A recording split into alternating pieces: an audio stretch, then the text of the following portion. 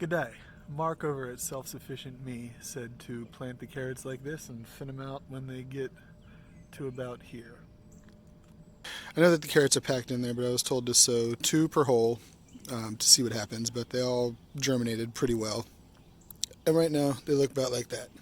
So everywhere in here where I have 2 carrots growing right next to each other, I'm going to just indiscriminately, oh, that's a bad one, choose a carrot and pull it out. And now I have a teeny baby carrot, and it will be delicious. I have regular old orange carrots in there, and I also have some rainbow carrots in there. So I don't think it's a bad or very young, I just think it's a white carrot. And now onto the kale. So I'm beginning to think this is a problem.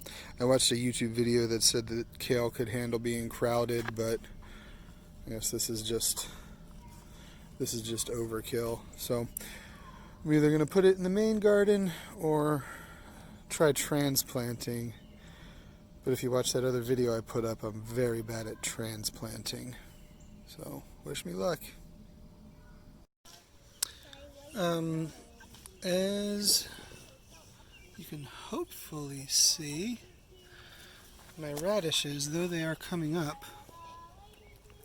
they have something going on. I don't know if that is burn. I don't know what that is. I don't fertilize. I can't focus. I don't really put fertilizer in here.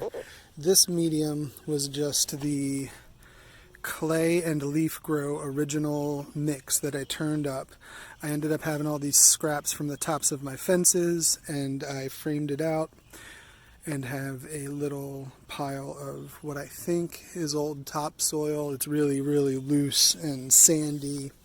And then this is like hardwood shavings from a couple oak stumps I had ground down. I think when I did this originally, right after the frost, I might have tossed a handful of like blood and bone on it, but you can see those are a little yellow, and you know, these have the spots.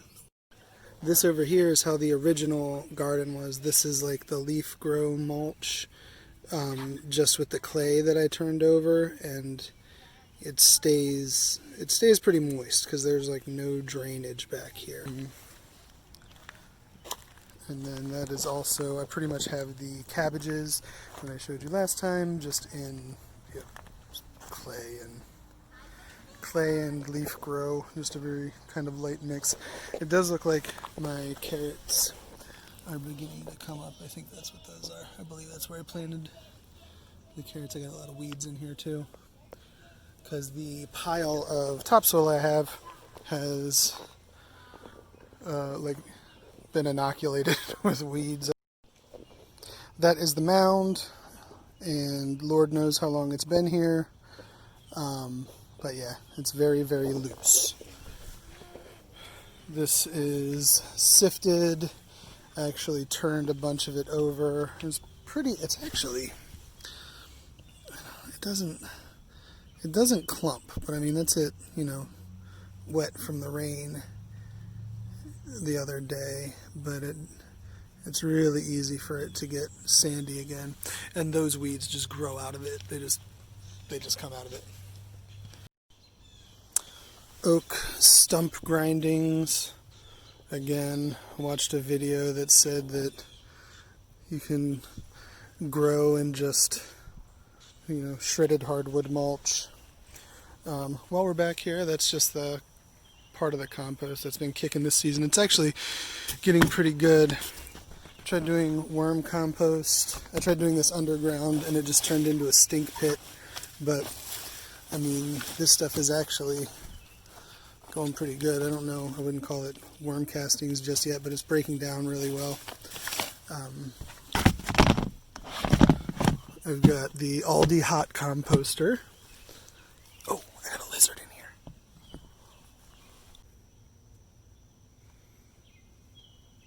We have skinks.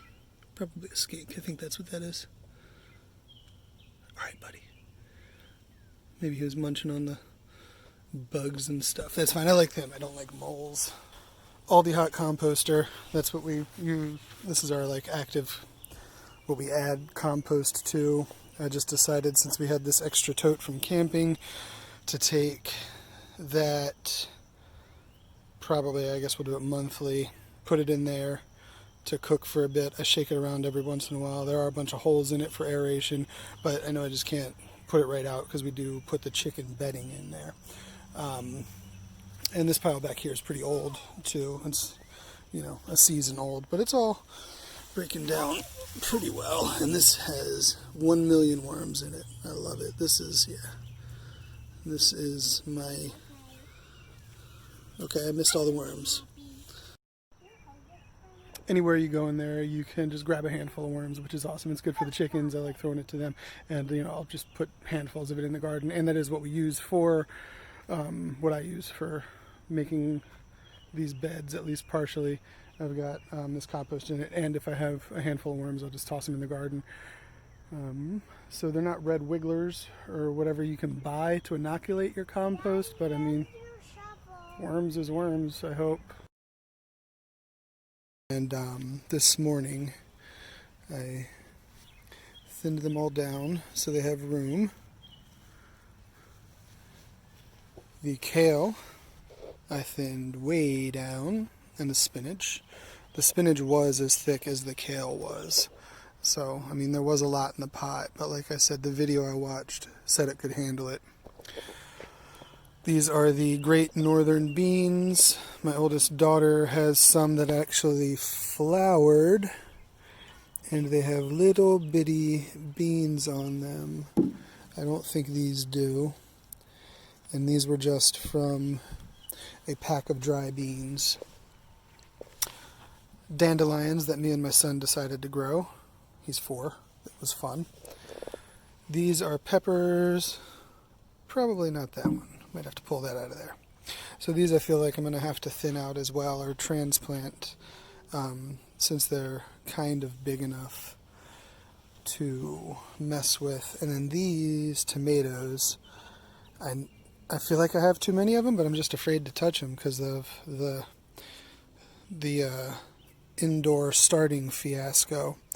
I killed every single one of the tomato plants, and I'd say 30. I had 10 plants of 3 different varieties. So I'm going to have to try to carefully dig some of those out, I guess, because this is all the tomatoes that we have. We're not a huge tomato family, but, you know, we do use them, and we do like them. Well, at least Crispy approves of one of my transplants for our kale. Better than just tossing it in there, like those. I don't think they can eat it when we toss it in there.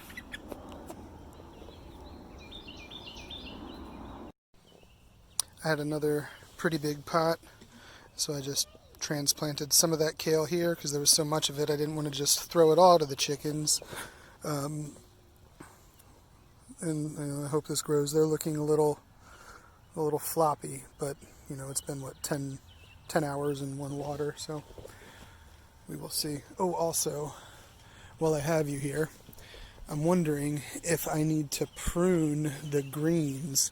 I want to grow potatoes, not greens, and I haven't really read too much on it. So any advice on growing potatoes and this meager ration of sweet potatoes would be very, very appreciated.